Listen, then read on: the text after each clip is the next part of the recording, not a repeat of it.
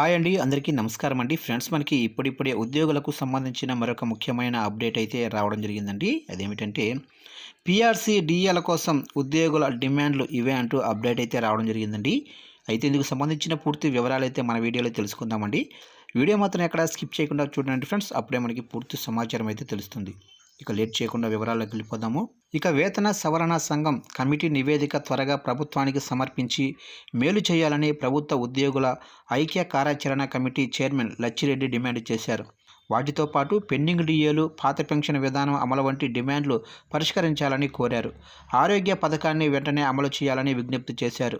ఉద్యోగుల బదిలీలు, పదోన్నతులపై కూడా లచ్చిరెడ్డి ప్రభుత్వానికి విజ్ఞప్తులు చేశారు. ఇక తెలంగాణ ఉద్యోగుల జేఏసీ సమావేశం బుధవారం హైదరాబాద్లోనే నిర్వహించారు.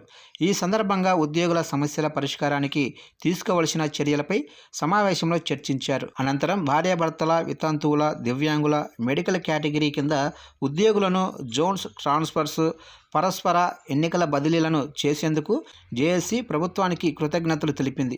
ఈ సందర్భంగా జేఏసీ చైర్మన్ లచ్చిరెడ్డి మాట్లాడుతూ సిపిఎస్ను రద్దు చేసి పాత పెన్షన్ విధానం వెంటనే అమలు చేయాలని డిమాండ్ చేశారు.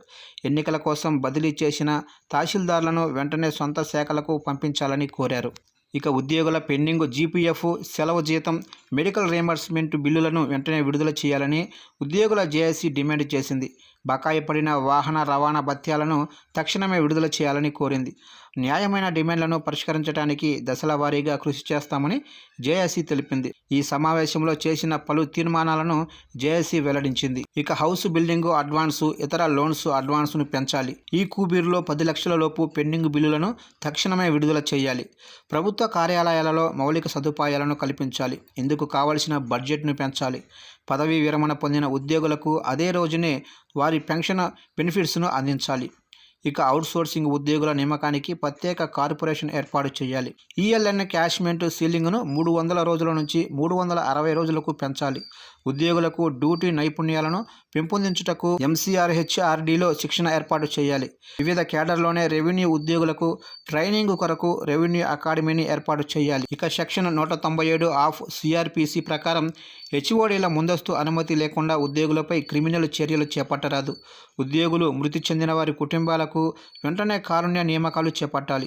ఉద్యోగుల మెడికల్ రీయింబర్స్మెంట్ సీలింగ్ పరిమితిని పెంచాలి. ప్రభుత్వ ఉద్యోగులకు ఇంటి స్థలాలను మంజూరు చేయాలి. ఉద్యోగుల రిటైర్మెంట్ గ్రాడ్యుయేటీని 20 లక్షలకు తక్కువ కాకుండా పెంచాలి.